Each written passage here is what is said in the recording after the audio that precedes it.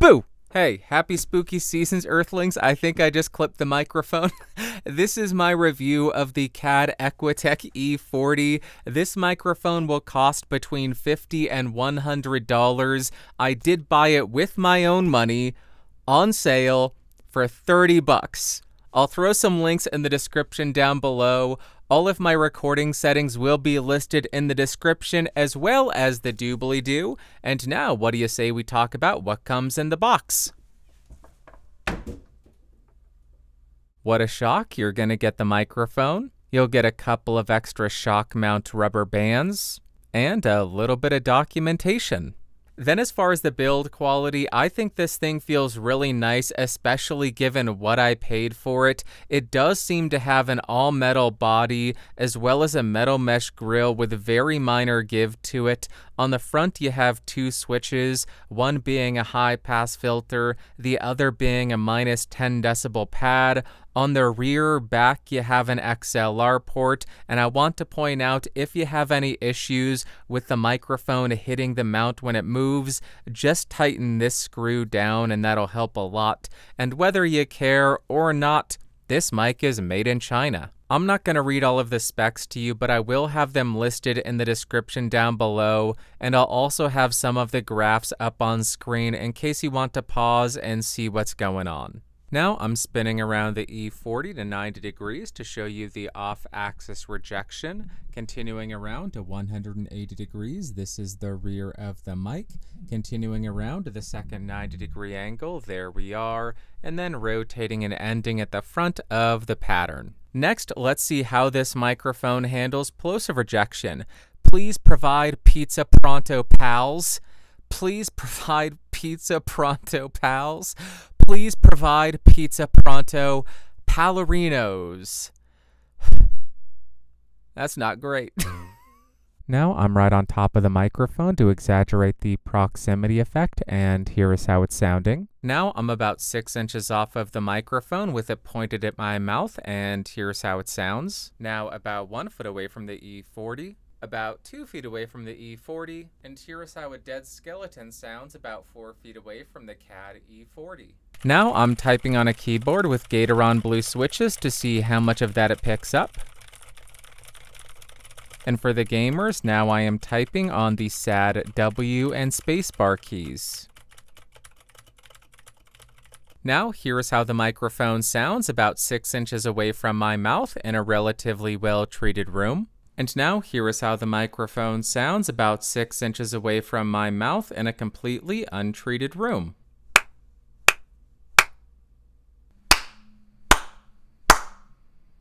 Now let's see how effective the microphone and the provided mount are at rejecting shocks. I'll start by tapping on my desk to see how much of that it can reject. And then I will tap on the boom arm. I am also incredibly annoying, and I want to test for resonances, so next I'm going to tap on the body of the microphone.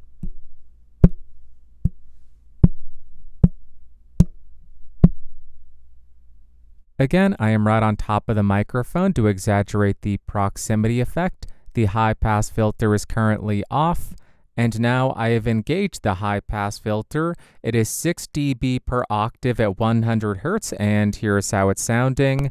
Here is how it sounds once again with that high-pass filter disengaged, and with it turned on, you should hear a lot of that low-end mud get cleared right up. Now let's see how the pad is engaged, so I will keep talking and engage the -10 dB pad right there. Here is how it sounds when you disengage it. Here is how it sounds when you engage it again. And one more time. There you go. It is disengaged. Now let's hear how the E40 sounds compared to a lot of its direct competition. Here is the CAD E40, 6 inches off, gain on the AT2020 at about 1 o'clock. Let's hear the first mic. Starting on the Neewer NW700, 6 inches off, gain still set at about 1 o'clock. This microphone goes for about $20 to $25, so $5 less than what I paid for the E40. Here is how it sounds. Let's go back and do a bunch more. Back on the E40 for a palette cleanser, here is how it sounds. No pad, no filters. Let's go to the next one. Next, I am on the Logitech 4 Creators Blue Ember, 6 inches off, gain at the same place, check the lower third. This microphone ranges from $50 to $100, and I think it may be discontinued. But let's go back to the CAD and do some more. Here's another palette cleanser on the E40, same distance, same gain setting, recording 24-bit 48 kilohertz. Let's hear another one. Now I'm on the Audio Technica AT2020, 6 inches off, gain set at 1 o'clock. I would say this is the $100 condenser mic because it has been that price for so long, and here is how this sounds compared to the E40. Here is yet another palette cleanser on the CAD E40. That's enough. Let's hear another one. Next, I am on the SE Electronics X1a with no pad and no filters engaged, 6 inches off, gain still set at 1 o'clock. This mic goes for about $100, and here is how this sounds compared to the CAD. Here is the CAD Equitech E40. No big surprise. Here is how it sounds when I talk on it. Let's hear another microphone. Now I am on the Lewitt LCT240, 6 inches off, gain still set at 1 o'clock. This microphone also costs about $100. There are a lot of microphones at this price point, and here is how Lewitt's more affordable offering sounds compared to the E40. Hey, here's the CAD E40 again to function as an auditory Q-tip. Let us go to another microphone. Next, I am on the AKG P120, no pad, no filter, 6 inches off, gain still set at 1 o'clock. This microphone also costs about $100, and here is how the AKG sounds compared to the CAD. Let's do a few more. I am on the E40 yet again so you can hear how it sounds. That's enough. Let's go to the next one. Next, I am on the Neat King Bee version 2, about 6 inches off with my gain still set at 1 o'clock. Still recording 24-48. This microphone costs between $170 and $180, and here is how it sounds compared to the CAD. We have a handful more to go, so here is the E40 to clear out your ear canals. Let's go to another microphone. Next, I am on the Earthworks SR117, a relatively neutral handheld condenser mic, 6 inches off, gain at 1 o'clock. This microphone costs about $200, and I'm including this so we can hear the character of the E40 really clearly. That's enough talking on the SR117. Let's do 2 more. This is your penultimate palette cleanser, I believe, on the Equitech E40. Let us hear the second to last mic. Now I am on the CAD Equitech E100s, no pad, no filters, 6 inches off, gain still set at 1 o'clock.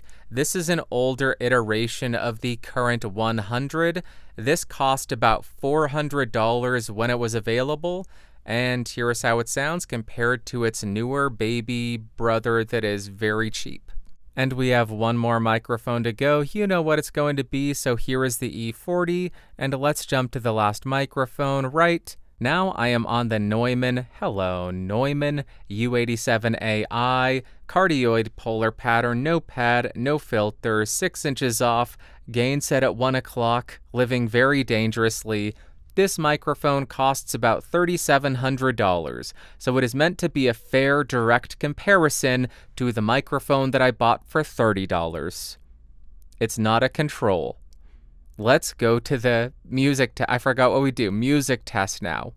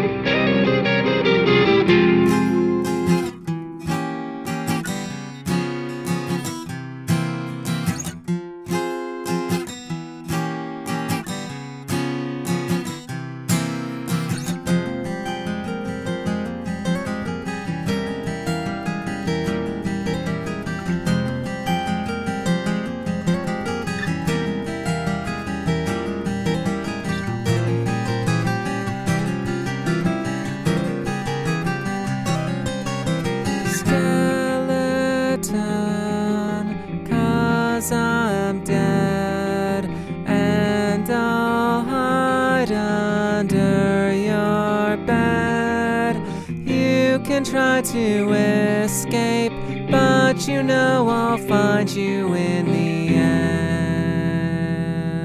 end. Do you know how you know I'm serious? I ended that on a sharp 7 on a minor chord. Ain't even functioning as a leading tone, dude. It sounds crazy, just like me right now, because I am a dead, super murderous skeleton. I'm just embarrassed at this point. Let's go to the conclusion, man.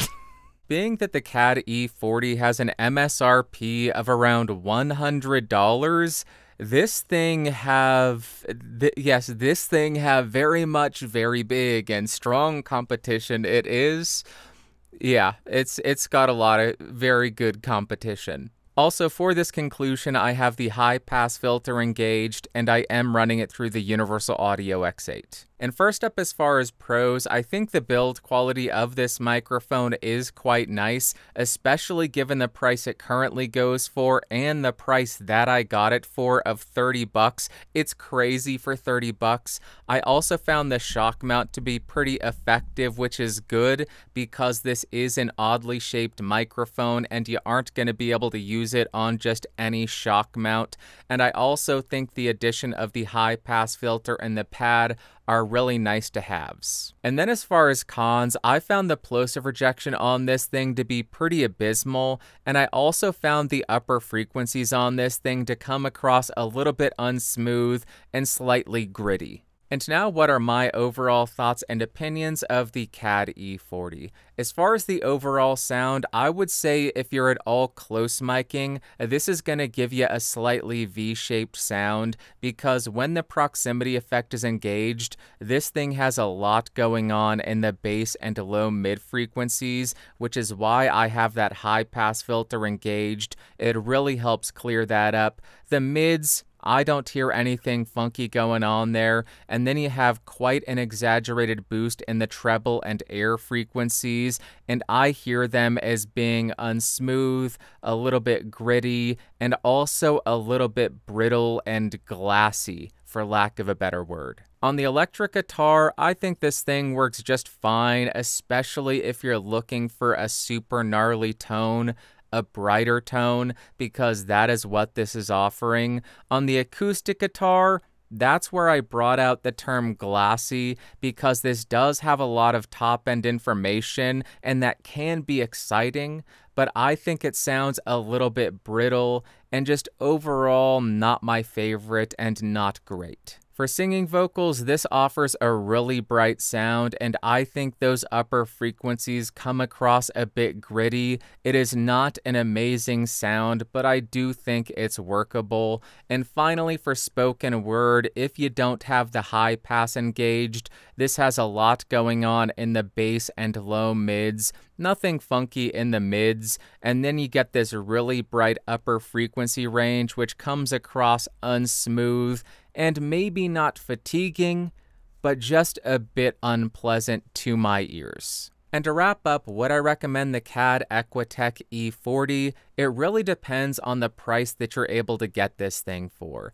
If we're looking at the MSRP of $100, personally, I wouldn't recommend it because this has so much competition, and I think I like every other option at that price point, from the AT2020 to the X1a to even the AKG P120. So with the MSRP, I'm leaning towards no. At the $50 price point, I think this becomes a much more appealing option. Does it sound amazing? No. But if I got this sound quality for $50 20 years ago in 2004, my mind would be blown. You're getting really nice build quality for that price, a high pass filter and a pad. It's hard to argue with the $50 price point. Then we get the price that I paid for this thing, $30. That's a no-brainer if you are looking for a microphone and $30 is your budget. This thing is crazy at that price. Let me remind you, the newer NW700 costs between $20 and $25. So for $30, This is only $5 to $10 more than the 700, and it is a huge improvement over that mic. I do think the higher frequencies have something in common with the NW700, so much so that I compared the capsules, and they look oddly similar. I have no idea if it is the same capsule or the same base, but even if it is, it's undeniable that CAD modified it because it does have a different sound and it has a different polar pattern, and outside of the capsule, everything on this mic is a huge improvement over the 700. The build quality, it doesn't resonate and ring like a bell. It has better self noise. You're getting the high pass filter in the pad. So at $30, it's a no-brainer, dude. No-brainer.